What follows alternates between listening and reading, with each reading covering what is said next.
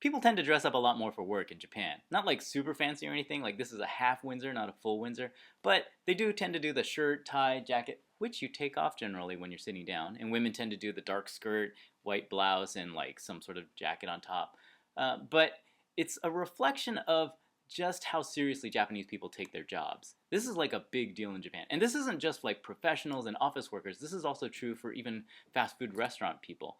Like, even if you're just doing a summer job, at a fast food restaurant, that's a real job in Japan. You show up on time, you bow to the customers, you take your responsibilities seriously, and it's kind of an indication of just how seriously Japanese people take their jobs because it's a big part of their identity in Japan. And how well you do it, no matter what it is also a reflection on you. So the first word I'm going to teach you is meishi. Meishi. In America, business cards are considered a fairly informal thing. You might whip one out of your pocket, hand it to the person, they might hand you theirs, and then you might scribble some notes on it, toss it back into your pocket or backpack or whatever, and you're done. In Japan, it's a little bit more formal. For one thing, meishi are considered a representation of the person, and so you treat it with respect. And so, in general, a person will hand you their business card with the lettering facing towards you with both hands and maybe do a slight bow, and then what you should do is you should grab it with two hands, look at it and observe the details, and then put it away properly. And ideally, that means you have like a business card holder or something like that, and you put it in there, and then you grab your business card and do the same thing for them. But what if you don't have any meishi? Well then, you should feel deep shame. But you should also say, sumimasen, meishi arimasen. Sumimasen, meishi arimasen. Which just means, business cards, I don't got them. What if you had meishi, but then ran out of them? Again, you should feel deep shame. But then you could say, すみません、名刺を切らしております。すみません、名刺を切らしております。And that just means, I ran out of them. Sorry. The most useful phrase that you could probably learn in a Japanese setting would be よろしく, よろしく, which just means basically like best regards. And if you wanted to be a little more formal, you could say よろしくお願いいたします。よろしくお願いいたします. Which means, I request that we have best regards. And then if you wanted to be more emphatic, you could say どうぞよろしくお願いいたします。どうぞよろしくお願いいたします. Which is just like a more sincere version of that. And you can kind of say this at any time when you're meeting somebody new and you're going to have some sort of business relationship with them. And it's usually accompanied with a slight bow or something like that, and then an exchange of business cards. Another useful phrase is お世話, お世話, which means help or care, as in you've been a great help or care. So お世話になりました. お世話になりました. And generally you could say it for yourself, like お世話になりました. Thank you for your help.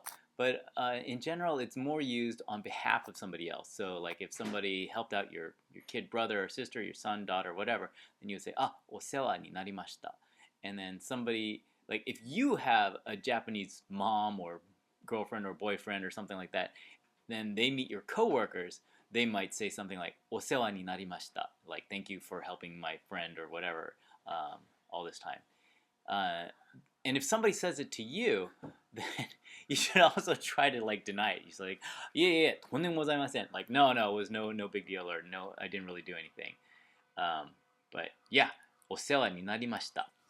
And then a useful phrase to learn when you're starting the business day is おはようございます. おはようございます. Which just means good morning, and you would say it in response to somebody else saying good morning as well. But at the end of the day, it's a little bit different. The person leaving the office says お先に, お先に, which just means I'm leaving first, or I'm leaving ahead of other people. And then the response to that is お疲れ様です. お疲れ様です, which means you worked hard today. Another couple useful words are 先輩 and 後輩. So 先輩 means somebody who's been at the company longer than you. 後輩 is somebody who's newer at the company than you. And you can use the term 先輩 as a form of address, like 先輩, can you help me with something? Or 先輩, do you want to go to lunch or something? But you generally wouldn't use the word 後輩 as a form of address because it's a little demeaning to just say like, hey, subordinate, do something for me or whatever. And so you would generally just use the person's name in that case. But 先輩, yeah, that comes in handy. And then for socialization, it might be useful to know how to ask people to go to lunch with you. You could say, ランチ食べに行きますか? ランチ食べに行きますか? Lunch, will you come with me? And you could also say, ohiru gohan for lunch, but that's a little bit, I think that's a little bit more formal. It's like afternoon meal. So I would just sort of stick with ranchi, 食べに行きますか? Which is, by the way, if you didn't catch it earlier, ranchi is sort of the Japanese version of lunch. And in fact, a lot of Japanese words are kind of Japanese pronunciation versions of American words, like computer for computer, pasokon for personal computer.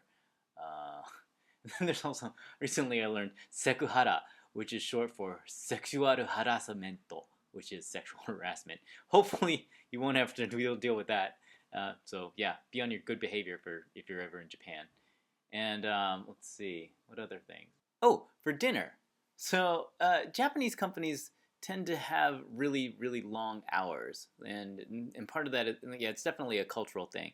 Like how long you stay at the office is kind of an indication of your loyalty towards the company, and so people will tend to stay crazy long hours. In fact, it's kind of a weird thing. Like what matters is more how long you stay there, and not necessarily how much you do or what you get done. So it's kind of this weird thing.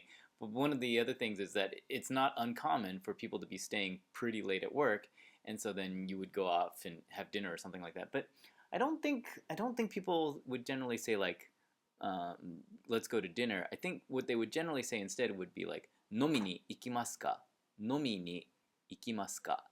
And that just means, will you go drinking with me? 飲む is to drink. 行きます is to go. So 飲みに行きますか? And drinking is a huge part of Japanese work culture. I myself don't drink very much, so I didn't really participate in that part of it as much. But yeah, that's a common thing. And then you would typically drink and eat, and then like it's also this weird thing. Japanese society tends to be very almost repressed or straight-laced, but if you start drinking, then kind of like all holds are barred, or is that the right phrase? I don't know. People tend to be much looser, and so then they tend to like tell stories and talk a lot more, and then that's also how people tend to create more workplace bonds through drinking and drinking stories and stuff like that. But again, I don't drink that much, so I don't really know that much about it. This is what I have heard. So there you have it. Useful Japanese phrases for work. Other people, or I'm leaving first. And then, so we could put all this together and it would look something like this. ランチ食べに行きますか?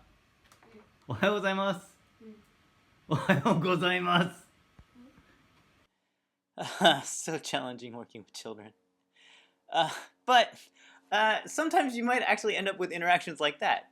Older Japanese men tend to be very quiet, sometimes don't say a whole lot. So yeah, your interactions might go something like that. Good luck.